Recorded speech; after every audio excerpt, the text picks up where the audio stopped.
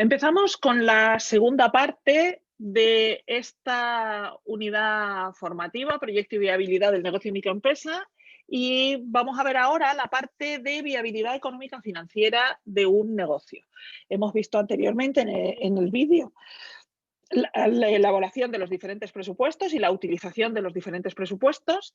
Y ahora, una vez que hemos elaborado ese presupuesto, pensemos que estamos hablando de la hipótesis en que no hemos empezado la actividad.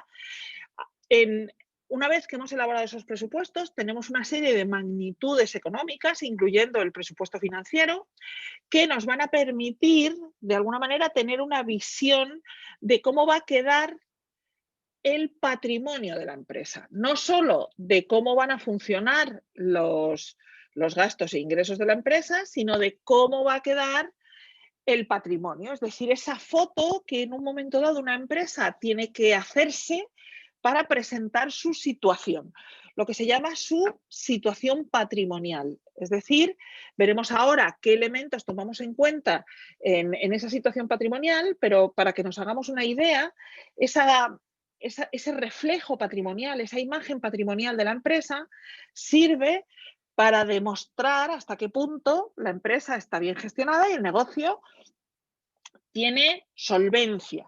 No solo solvencia puntual en un momento dado, porque la empresa está siendo capaz de hacer frente a sus pagos, sino cómo va a desenvolverse su actividad en un futuro, o bien en un futuro cercano, o bien incluso en un futuro lejano. Recordemos que una empresa no solo maneja los recursos económicos del día a día, sino que en un momento dado puede hacer inversiones, lo hemos comentado ya, para adquirir recursos que van a estar en la empresa un tiempo largo, que no son para vender. Pensemos en locales, maquinarias, mobiliarios, vehículos, etcétera. Entonces, de alguna manera, hay que comprobar que si la empresa, por ejemplo, se ha tenido que endeudar para adquirir esos recursos, pues muchas veces esos deudores, esos prestatarios o quienes le han proporcionado a la empresa esos recursos quieren saber si la empresa va a ser capaz de pagar, de hacer frente a esa deuda en el futuro. Dependiendo del plazo en el que la empresa, por ejemplo, se haya endeudado, pues ese análisis de la posible solvencia y viabilidad de la empresa, pues se hace por tiempo. Pensemos que cuando se monta una empresa no se hace pensando en que dure 6 meses. Por definición, y además en la normativa española así se recoge en la legislación, una empresa, por definición, está pensada para durar indefinidamente. Obviamente, sabemos que las empresas no duran indefinidamente, pero la idea de empresa en nuestra legislación mercantil es que, y sobre todo en la legislación contable, es que se monta una empresa, se inicia una actividad empresarial con la finalidad de que perdure en el tiempo. Los presupuestos se hacen con la idea de que perdure en el tiempo y la relación con la administración pública, tanto desde un punto de vista de contabilidad, fiscal, etcétera, se hace con la idea de que se presupone que la empresa va a durar en el tiempo. Y por lo tanto, pues en diversos momentos o en cualquier momento de una situación empresarial, pues hay que presentar esa foto que digo, donde de alguna manera las magnitudes económicas de la empresa, que todavía no hemos mencionado, pero que vamos a ver a continuación, reflejen cuál es la situación efectiva de la actividad empresarial. Para empezar, las masas patrimoniales, lo que se llaman las masas patrimoniales, es decir, las magnitudes que reflejan la situación de la empresa, se basan en la contabilidad. La contabilidad, lo veremos también en otro módulo con más detalle, pero para lo que necesitamos ahora, el objeto de la contabilidad es determinar el patrimonio de la empresa y proporcionar información económica para tomar decisiones. No solo para tomar decisiones relacionadas con el propio negocio, sino para tomar decisiones de inversiones, decisiones de tipo organizativo, etcétera. Entonces, además, en España la contabilidad, bueno, España y en muchísimos países, o en todos los países, la contabilidad está sometida a legislación específica, que se basa en los llamados principios contables, etcétera, y que es la base de la fiscalidad, es decir, de la relación con la administración tributaria, con el pago de impuestos, que es una parte muy importante que las empresas tienen que tener en cuenta en su gestión económica, en su gestión de los dineros. Entonces, la información contable en principio tiene que ser comparable. ¿Qué quiere decir? Que yo tengo que tener una información tal que me permita comparar ejercicios, por ejemplo. Pues el ejercicio anterior con el ejercicio siguiente o con el ejercicio actual. El ejercicio me refiero al año. O sea, que los datos que estoy viendo este año los pueda comparar con el año anterior. Que pueda comparar entre departamentos de la empresa. No puede ser que una parte de la empresa lleve la contabilidad de una manera y otra parte la lleve de otra. No, la contabilidad lo que permite es eso, que yo pueda comparar las diferentes magnitudes, por ejemplo, en diferentes departamentos de la empresa. Pero no solo eso. Además, la legislación me obliga a que la contabilidad me permita compararme con otras empresas. ¿De acuerdo? Entonces, lo importante es eso. Una característica importante es esa, que sea comparable. Otra, que sea relevante. Se supone que yo tengo en la contabilidad lo que me interesa tener en la contabilidad. Habrá cosas que no me interese contemplar en la contabilidad.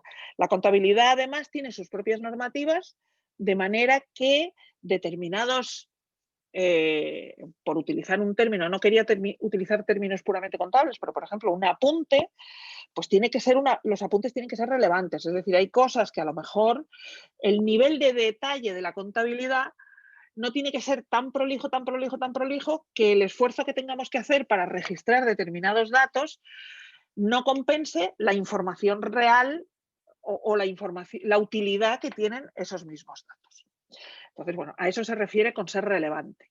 Por supuesto, tiene que ser fiable. No puede ser que yo proporcione unos datos contables y diga, bueno, estos son los datos de mi contabilidad, pero como hace 3 meses que determinados datos no los meto, pues es solo relativamente fiable. No, la contabilidad tiene que ser, por definición, fiable. La información fiable, es decir, aquellos datos que introducimos en nuestros registros contables tienen que ser datos contrastados. Ya digo, la contabilidad tiene sus propios mecanismos para asegurar esta fiabilidad. Tiene que ser íntegra, es decir, tiene que estar todo y tiene que ser clara. Es decir, la contabilidad, la información que introducimos en una contabilidad tiene que poder interpretarse. Precisamente esa claridad también es lo que hace que sea comparable. Bien, con esta idea en la cabeza, que es puramente teórica, de para qué sirve la contabilidad y qué información me va a dar o cómo tiene que ser la información que está en la contabilidad, al final yo lo que obtengo es una serie de magnitudes, que es a lo que se llama, lo que hablamos aquí de masas patrimoniales. Al final la contabilidad me agrupa, por así decir, la información en ciertas magnitudes que me proporcionan una información, en esa foto que yo decía, por así decir, una información relevante con un significado concreto. Y no tengo, la contabilidad por definición es muy detallada y no tengo que ir a ese nivel de detalle, sino que puedo, mediante ese agrupamiento que se obtiene de la propia contabilidad, puedo obtener informaciones agrupadas que ya son relevantes de por sí. Esas masas patrimoniales genéricas se llaman el activo, por ejemplo, son el activo, el pasivo y el patrimonio neto. ¿Qué es el activo, por así decir? O mejor, ¿qué es el activo? El activo, por así decir, es lo que la empresa tiene, lo que es suyo. Aquellas cosas que la empresa puede decir que son suyas y puede disponer de ellas. Y cuando hablamos de cosas, nos estamos refiriendo a dinero.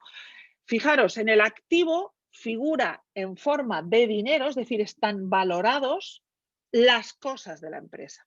De nada me sirve. En la contabilidad solo hay valores monetarios. En la contabilidad no hay datos analógicos. No, en la contabilidad no pone 7 mesas. En la contabilidad pone 280 euros, que corresponde a ¿qué? Pues a 7 mesas, que cada una vale 40 euros. ¿Entendemos, no? O sea, cuando decimos lo que la empresa tiene, es lo que la empresa tiene, pero de forma valorada. Entonces, lo que la empresa tiene, es decir, lo que aparece en el activo, son fundamentalmente 2 cantidades, lo que llamamos inmovilizado y lo que llamamos circulante. Es decir, lo que la empresa tiene y se va a quedar en la empresa durante mucho tiempo. Recordáis que hablábamos en vídeos anteriores de las inversiones, ¿verdad? Hablamos del mobiliario, de los locales, de los vehículos. A eso se le llama inmovilizado. Son activos de la empresa. Son cosas que la empresa no vende, pero que son suyas. A ver, la empresa puede tener acciones, la empresa puede tener, pues, no sé, obras de arte, patentes. Todo eso forma parte del inmovilizado. Es todo aquello que la empresa posee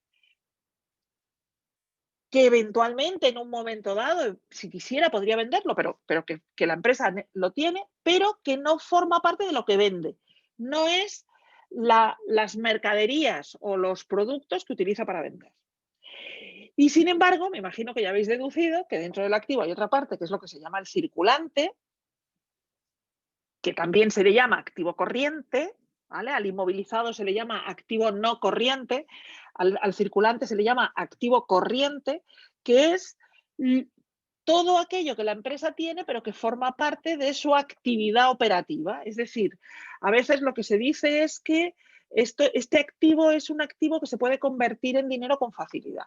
Lógicamente, el dinero, si la empresa tiene dinero en las cuentas corrientes, de dineros que ha cobrado a sus clientes, eso es circulante, eso forma parte del circulante.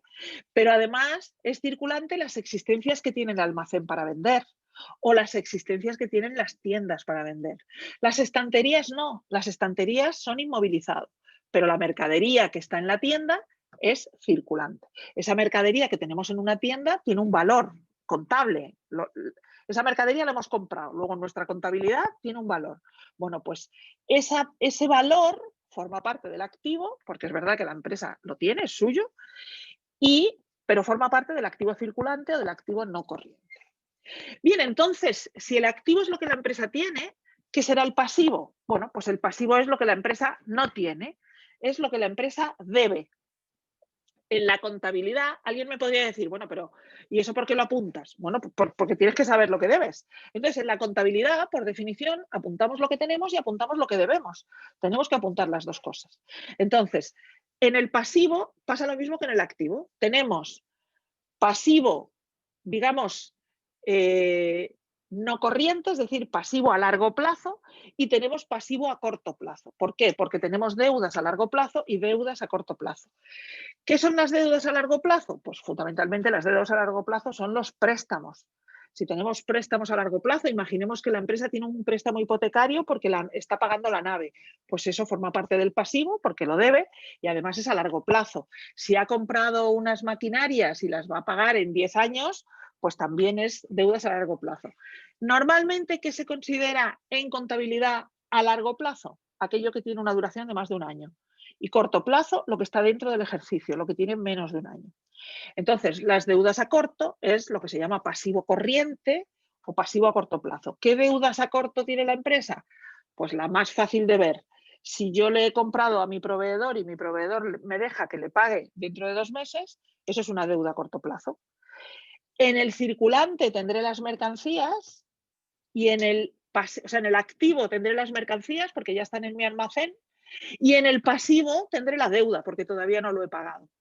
Esta es otra de las características de la contabilidad en la que no tampoco voy a entrar y es que normalmente, en la contabilidad por definición, los movimientos siempre generan un movimiento en el activo y un movimiento en el pasivo, porque algo entra de uno y sale de otro o entra en el otro y sale del uno. Y por último, el patrimonio neto. El patrimonio neto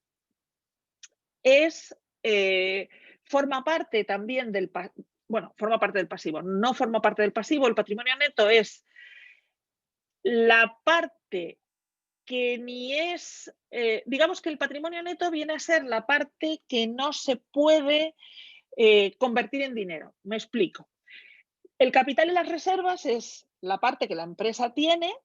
En un momento dado la empresa puede tirar del capital y las reservas, pero no forma parte de la actividad económica. El capital es una cantidad que se puso en su momento y está ahí, pero no forma parte de ese día a día de estar pues, comprando, vendiendo, utilizando. El capital no es algo que se utilice para la actividad. Se utilizó en su momento. Y digamos que forma parte de lo que se llama, tiene esa definición, tiene ese nombre, patrimonio neto, pero está ahí.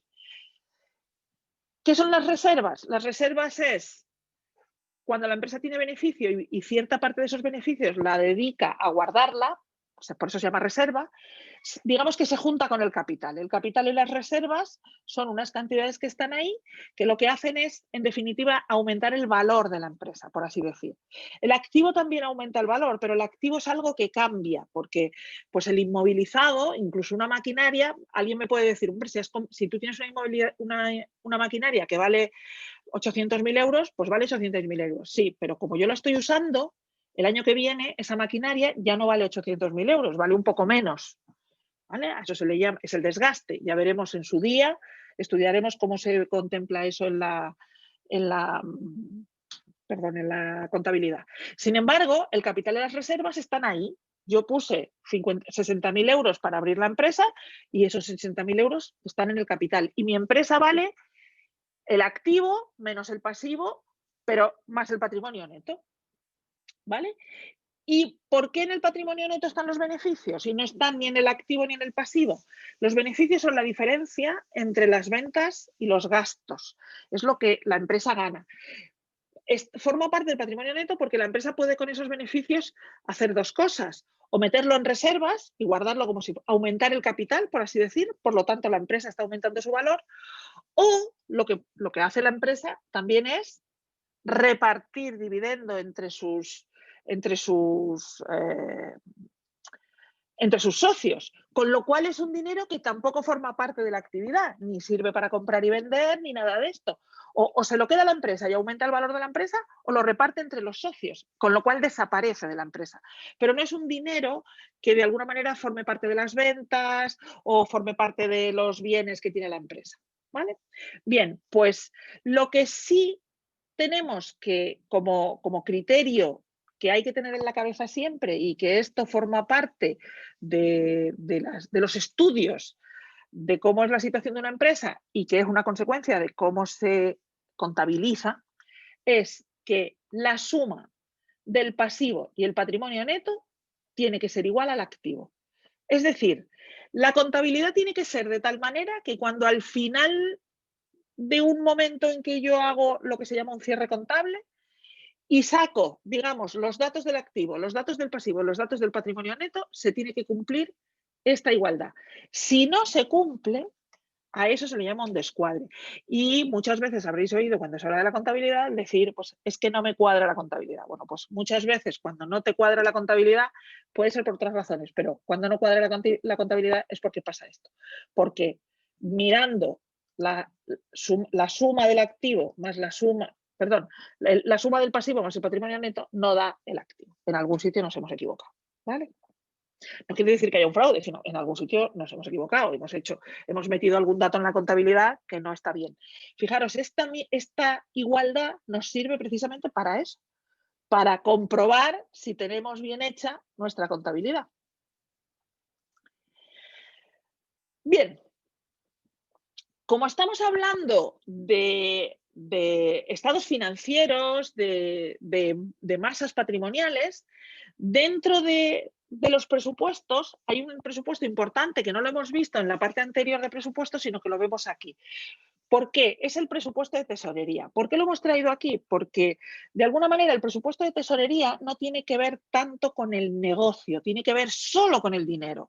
Por eso es importante desde el punto de vista de los cobros y pagos y sobre todo y está muy relacionado con la contabilidad, pero está relacionado con los cobros y los pagos, no con las ventas. Esto es importante que lo tengamos en cuenta, ¿de acuerdo? Es verdad que el presupuesto de tesorería es un presupuesto importante porque si no controlamos ¿la tesorería qué es? El dinerito, el dinero que manejamos. Si no controlamos la tesorería, posiblemente podemos encontrarnos que el negocio no nos funciona. Porque si no puedo pagar a mis proveedores, pues los proveedores van a dejar de venderme. Entonces, aquí es importante que tengamos en cuenta que en el presupuesto de tesorería yo lo que controlo son cobros y pagos, no ingresos y gastos. Me explico. En un presupuesto de ventas, yo reflejo un ingreso que es la venta. He vendido 10 pares de zapatos a 50 euros cada uno, he vendido 500 euros. ¿Vale? Eso es un ingreso, pero ¿a quién se los he vendido? Se los he vendido a un cliente que no me los va a pagar hasta el mes que viene.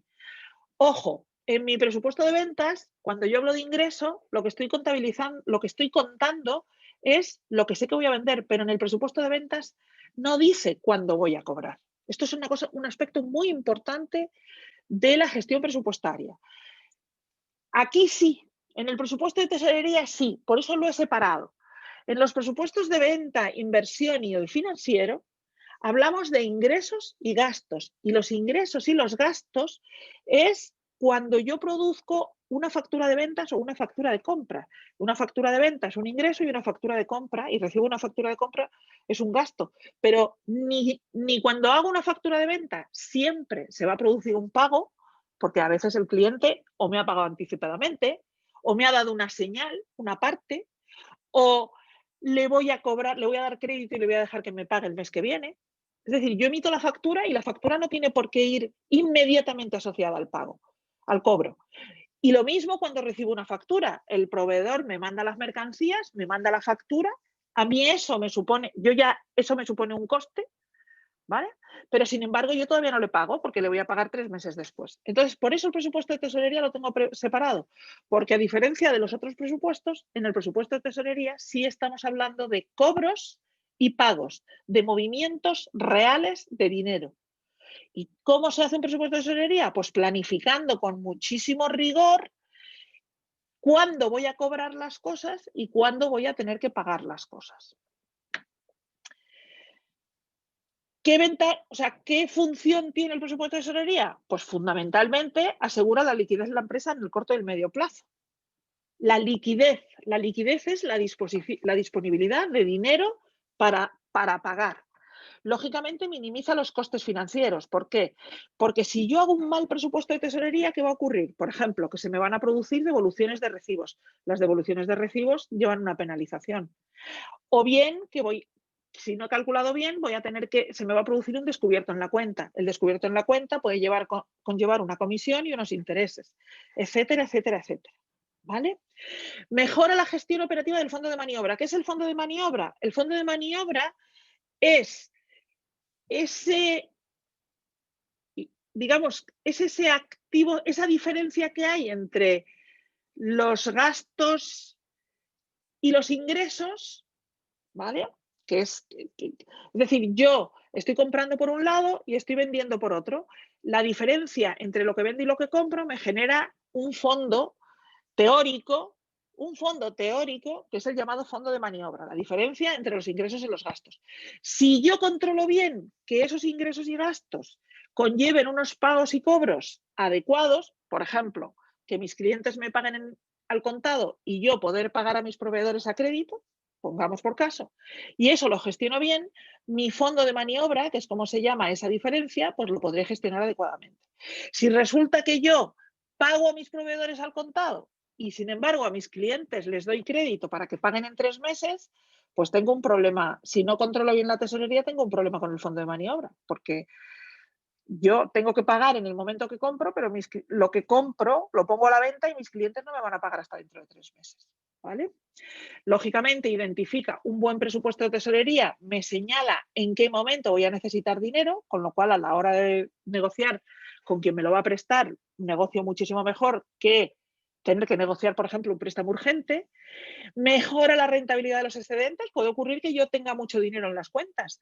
Pues si hago una buena previsión de tesorería, digo, bueno, yo sé que tengo aquí 30.000 euros que no voy a necesitar, pues a lo mejor los puedo invertir en pues, unas acciones durante los próximos 3 meses. O puedo meterlo en un fondo de inversión durante 3 meses. O puedo hacer una compra de mercaderías a un precio especial porque compro más cantidad de la que compro habitualmente. Y permite controlar el cash flow. El cash flow es el flujo de caja, es decir, el dinero que tenemos en la caja, ¿de acuerdo? En definitiva, esto que pongo al final es la consecuencia de todo. Es decir, el presupuesto de tesorería precisamente lo que permite es controlar el flujo de caja, que es no quedarme sin dinero para pagar. El cash flow es el flujo del dinero en caja, es no quedarme sin dinero para pagar algo. Muy bien. ¿Qué ocurre con el presupuesto de tesorería? Pues podemos tener una situación de equilibrio, una situación de superávit o una situación de déficit. En la situación de equilibrio, el dinero que cobro es suficiente para realizar los pagos que tengo que hacer. ¿El superávit qué es? Pues que resulta que cobro más que los pagos que tengo que hacer. Por ejemplo, porque cobro al contado y pago a crédito. ¿Qué ocurre? Que al final se me junta mucho dinero. Veréis que cuando analicemos, por ejemplo, el balance y el balance de Mercadona, digamos que este tipo de negocios que ellos compran a crédito, es decir, como compran cantidades muy grandes, pagan a crédito a sus proveedores, pero compran a crédito, pero venden al contado, pues se les acumula dinero en las cuentas. Es verdad que lo utilizan para hacer inversiones y para tal, pero se les acumula dinero en las cuentas, ¿vale? Y luego se puede producir un déficit, que es que los cobros sean inferiores a los pagos. Normalmente, si se produce un déficit permanente en el tiempo, posiblemente la empresa acabe cerrando. El déficit este es que se puede producir en un momento dado. En un momento dado puedes tener un problema de que no tienes cobros suficientes y tienes que pagar algo y no tienes dinero suficiente. En ese momento, pues hay que acudir a financiación externa. Por eso es importante hacer un plan para descubrir cuándo puede producirse estos déficits. Porque en la operativa diaria, en la operativa de una empresa, mes a mes, esto puede ocurrir. Pensad, por ejemplo, en negocios que son estacionales. En negocios, por ejemplo, el negocio de los juguetes. Yo soy una juguetería y yo sé que no todos los... Y con lo que ingreso entre octubre y diciembre, que es cuando se producen las mayores ventas de juguetes, pues tengo que sobrevivir enero, febrero, marzo y abril, pues hasta que llega mayo, que son las comuniones, y otra vez puedo empezar a vender. O en mayo, hasta en febrero, que tengo los disfraces de carnaval y las caretas, las piñatas y este tipo de cosas. Es decir, que esta situación de déficit o de superávit se puede producir. Lo que hay que tener es tenerla prevista, claro. Bien. Dicho esto, dejamos de hablar de cobros y pagos y ahora vamos a empezar a hablar ya de la foto que nos da la contabilidad. Es decir, por un lado, yo tengo que gestionar mi presupuesto de tesorería, pero luego es verdad que supongamos que yo gestiono bien mi presupuesto de tesorería y mi negocio tiene una tesorería estable, es decir, las entradas de dinero, las entradas y salidas de dinero están equilibradas y yo puedo atender mis pagos. Vale, la cuestión es, ¿eso es algo que está ocurriendo ahora? ¿Que va a ocurrir permanentemente? ¿Puedo encontrarme con una situación, puedo prever con tiempo una situación en la que pueda tener problemas de liquidez o de solvencia? Bien, este tipo de preguntas, de hasta qué punto la empresa que yo estoy planificando es viable en el corto, medio y largo plazo, me la da lo que se llaman los estados financieros. Nosotros aquí estamos hablando de estados financieros previsionales porque estamos hablando de los estados financieros que calculamos haciendo un presupuesto. Yo hago un presupuesto y con ese presupuesto soy capaz de calcular unos estados financieros, es decir, una cuenta de pérdidas y ganancias, un balance de situación y unos flujos de tesorería. Los estados financieros son estos tres que tenemos aquí: la cuenta de pérdidas y ganancias, el balance de situación y los flujos de tesorería. ¿Qué es la cuenta de pérdidas y ganancias? En definitiva, la cuenta de pérdidas y ganancias, a los efectos, es una foto de la parte de la contabilidad que me habla de los ingresos y los gastos. Es decir, la contabilidad tiene una parte donde se habla de los ingresos y los gastos. Bueno, pues la cuenta de pérdidas y ganancias refleja la parte de la contabilidad donde se habla de los ingresos y los gastos y sirve para calcular el beneficio previsto. Acordaros, previsto, estados financieros previsionales. También la cuenta de pérdidas y ganancias del final del ejercicio sirve para calcular el beneficio real obtenido. Pero cuando estamos haciendo presupuestos, pues me permite calcular el beneficio o pérdida que voy a obtener. ¿De acuerdo? Entonces, la cuenta de pérdidas y ganancias, ahora veremos un ejemplo, me da esa información. Ingresos menos gastos, beneficio positivo o negativo. Es tan sencillo como eso. Y esa información la obtengo de la contabilidad. Y la contabilidad me sirve para hacer presupuestos también. ¿Qué es el balance de situación? El balance de situación me permite ver el patrimonio de la empresa. Y cuando hablamos del patrimonio de la empresa estamos hablando de las masas patrimoniales, no solo del patrimonio neto. Estamos hablando del activo y del pasivo. ¿Por qué? Porque yo en una cuenta de pérdidas y ganancias lo que veo es el ejercicio, es decir, lo que ha pasado en un periodo de tiempo, que hemos vendido, o sea, qué hemos comprado, qué hemos vendido y qué resultado queda al final. Pero todas aquellas cosas que la empresa tiene, ¿os acordáis que decíamos antes? El mobiliario, las existencias que tiene en el almacén. Si yo he comprado cosas, pero se han quedado en el almacén, todavía no las he vendido. Luego en la cuenta de pérdidas y ganancias no está. ¿Eso dónde está? Eso está en el llamado balance de situación. En el balance de situación recojo los activos, el activo y el pasivo. Otra cosa que no está en la cuenta de pérdidas y ganancias es el dinero que debo. Si tengo un préstamo, en la cuenta de pérdidas y ganancias no está. Es decir, yo puedo tener en una cuenta de pérdidas y ganancias que he comprado por valor de 100 y he vendido por valor de 2 millones. ¿Por qué? Porque resulta que este año he comprado 100, pero he vendido por valor de 2 millones. ¿Por qué? Porque el año pasado compré por valor de 1,5 millones. Claro, ¿qué ocurre? Si solo miro la cuenta de pérdidas y ganancias, digo, este año he hecho el negocio del siglo, porque he vendido por 2,5 millones una cosa que solo me ha costado 100. No es verdad. El balance de situación me va a decir, ojo, que tenías en el almacén existencias, mercaderías guardadas en el almacén, eso es activo no corriente, pero es activo, tenías en el almacén cuando empezó el año, pues 1,5 millones en existencias, ¿vale? Y por lo tanto, en el pasivo, si imaginemos que no estuviera pagado, pues en el pasivo eso lo has tenido que pagar. ¿Vale? El balance de situación me da otra información, son informaciones complementarias. Y los flujos de tesorería, esto dentro de los estados financieros, las microempresas, por ejemplo, no tienen que presentar los flujos de tesorería, pero las grandes empresas sí tienen que presentar esta información dentro de la contabilidad, es los cobros y pagos. Fijaros, ¿por qué?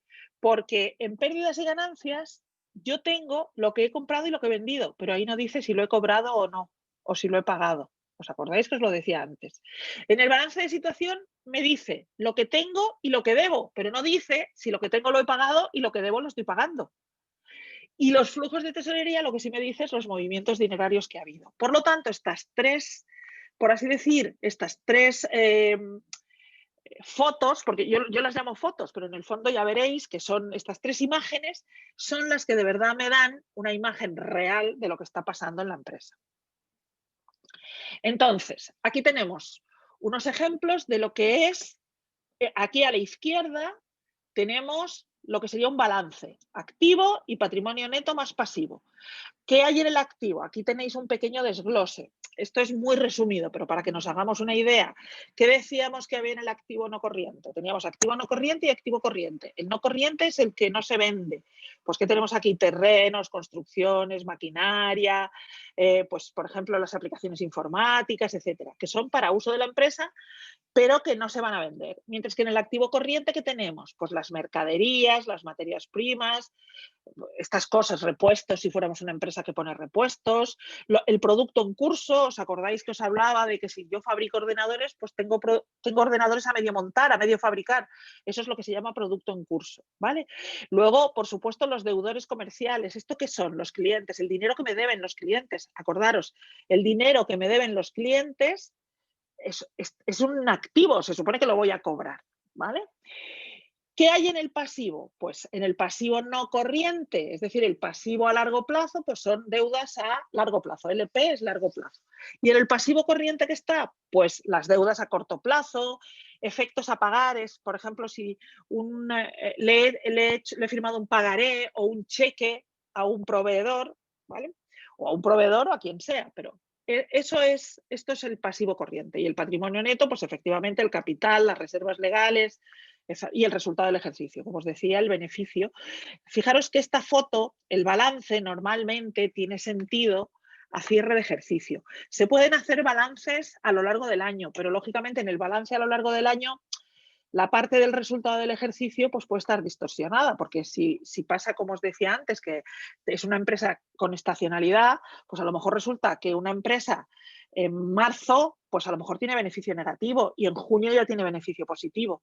Entonces, bueno, ¿para qué se hacen balances a lo largo del año? Pues a veces para negociar con bancos o para pedir subvenciones, que piden si vas a pedir una subvención, pues te pueden pedir un balance a fecha te pueden pedir el balance del año anterior, pero además pedirte un balance a fecha de la solicitud de la subvención, por ejemplo. ¿Vale? Los programas de contabilidad te dan siempre un balance en cualquier momento. Y luego está la cuenta de pérdidas y ganancias, como os decía. La estructura de la cuenta de pérdidas y ganancias, pues es algo así como esto, los ingresos menos los gastos. ¿Qué son los ingresos de explotación? Los ingresos por las ventas. Y los gastos de explotación, los gastos de vender, ¿vale? Son las compras de materias primas, etc. Eso me da una resta que se llama resultado de explotación. Ahora bien, yo puedo tener ingresos financieros. Por ejemplo, imaginemos que tengo mucho dinero en caja y lo pongo en un plazo fijo, por ejemplo, y eso me da unos intereses. Eso irían los ingresos financieros. O a lo mejor resulta que tengo unos préstamos y estoy pagando unos intereses. Pues esos son unos gastos financieros. Eso va aquí. Entonces, esto es el resultado financiero. Bueno, pues la suma del resultado de explotación más el resultado financiero es lo que se llama resultado antes de impuestos. También se llama BAI, beneficio antes de impuestos. ¿Vale? Lo digo porque muchas veces os lo encontraréis así, BAI, beneficio antes de impuestos. Lógicamente, de los beneficios las empresas pagan un impuesto que, si es una sociedad, y en estos casos lo normal es que sea una sociedad, es el impuesto de sociedades, y es un porcentaje del, aquí lo veis, el BAI, beneficio antes de impuestos. Y al final te queda el resultado del ejercicio. El resultado del ejercicio es el verdadero beneficio. Es decir, este beneficio que aparece aquí, resultado del ejercicio, es descontado los impuestos. ¿De acuerdo? Y ese es el que se le puede, de alguna manera, ese es el que se reparte entre los socios. Se reparte el beneficio cuando ya se han pagado los impuestos. Muy bien. Ahora, ¿para qué me sirve el balance? Os he dicho, es una foto que a veces piden los bancos para ver si la empresa es solvente a largo plazo o no. Bueno, pues aquí vamos a ver algunos ejemplos de cómo analizar el balance. Puedo tener una situación en que estoy iniciando la actividad. Entonces, como estoy iniciando la actividad, yo tengo un capital, he desembolsado un capital, lo he utilizado para para tener unos activos y tengo unas mercaderías. Todavía no he empezado a vender ni he empezado a hacer nada, ¿vale? Entonces no hay deudas, claro.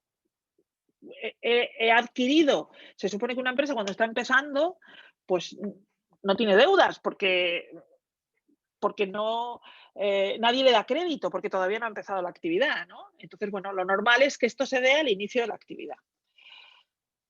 A ver, algunos de vosotros estáis pensando, bueno, hay veces que para arrancar un negocio te dan un préstamo. Vale, perfecto, sí puede darse, pero vaya, aquí estoy hablando de un balance, ¿vale? De una posibilidad. ¿Cuándo se da esta situación? Rarísima. En realidad solo tiene sentido si la empresa no ha desarrollado actividad. Todavía ni tiene cuentas o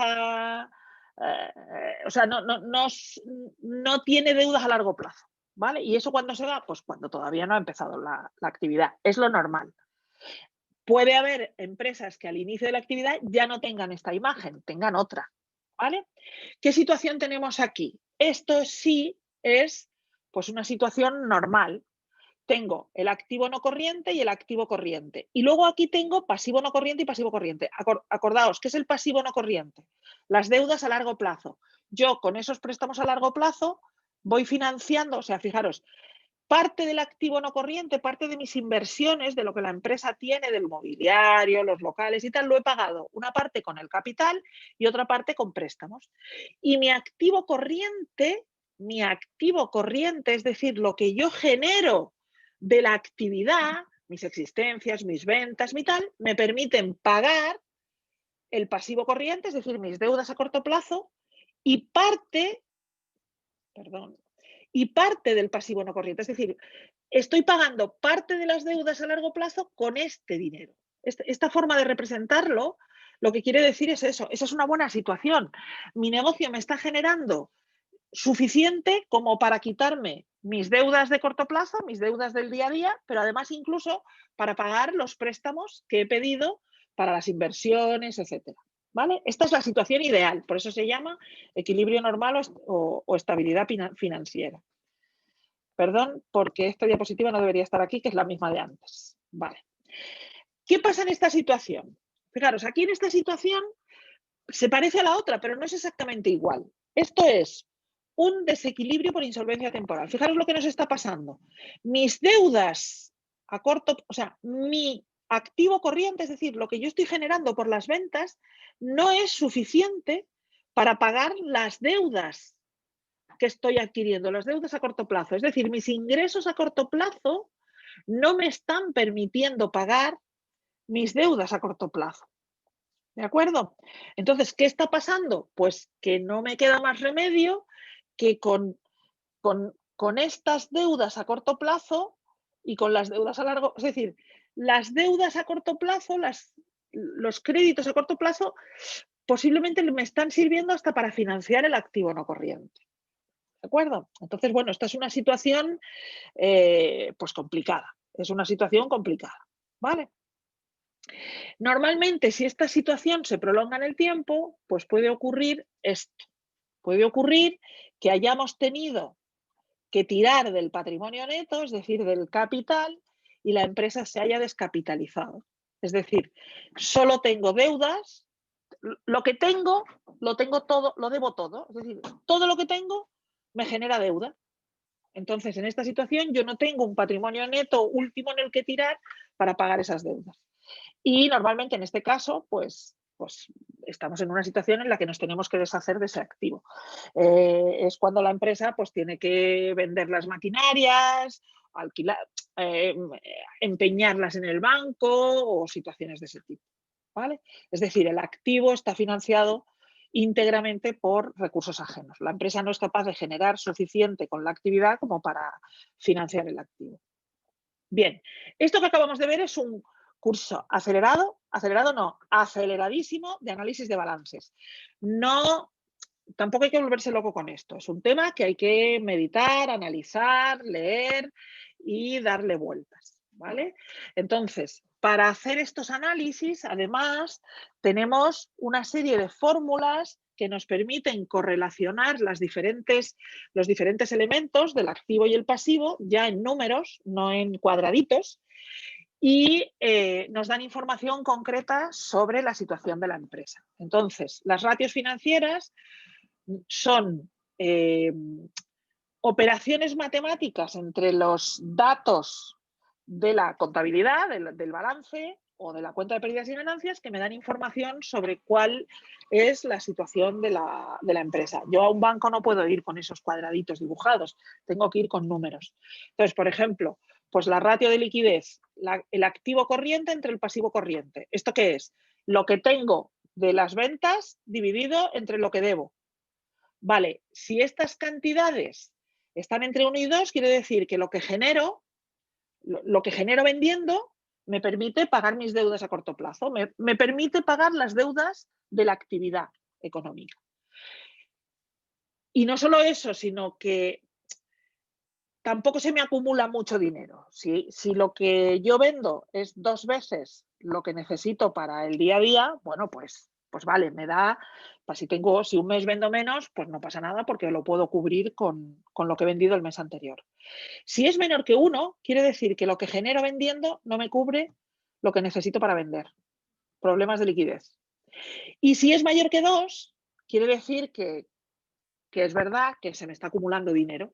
Es lo que decíamos antes, que en mi tesorería pues se me está acumulando ingreso. Normalmente en ese caso pues voy a tener ahí unos dineros que bueno, que dependiendo de los intereses que me den en la cuenta corriente, que en estos momentos son negativos, pues mal. Esto lo analizaremos con más tranquilidad y más detenimiento en el futuro. Bueno, pues más ratios. La ratio de tesorería. La ratio de tesorería es disponible realizable entre pasivo corriente. Fijaros, aquí el activo corriente incluye las existencias, es decir, incluye las mercancías que yo tengo metidas en el almacén. Pero, sin embargo, aquí ya no está las mercancías en el almacén. Esto es dinero. ¿El dinero que tengo me cubre las deudas del día a día? Si es 1, bien. Si es menor que 1, pues no voy a poder pagar las deudas del día a día. me voy a tener que endeudar. Si es mayor que 1, pues oye, es que tengo un montón de dinero ahí. Ya no es solo que pueda vender mañana las existencias, es que tengo dinero en la cuenta para pagar lo que utilizo y más. La ratio de endeudamiento. Aquí, ¿qué es lo que estamos comparando? El exigible, es decir, lo que yo le puedo, lo que yo puedo cobrar, es decir, las deudas de mis clientes más la tesorería, dividido entre el patrimonio neto, que es el capital, más eso que yo puedo, eso mismo que yo puedo exigir. ¿Vale? Entonces, eso es la ratio de endeudamiento. Ah, perdón, lo estoy diciendo mal. Esto no es lo que yo puedo exigir, es lo que me pueden exigir a mí. Es decir, esto es lo que debo dividido entre lo que debo más en patrimonio neto, lo que debo más el capital, por así decir, ¿vale?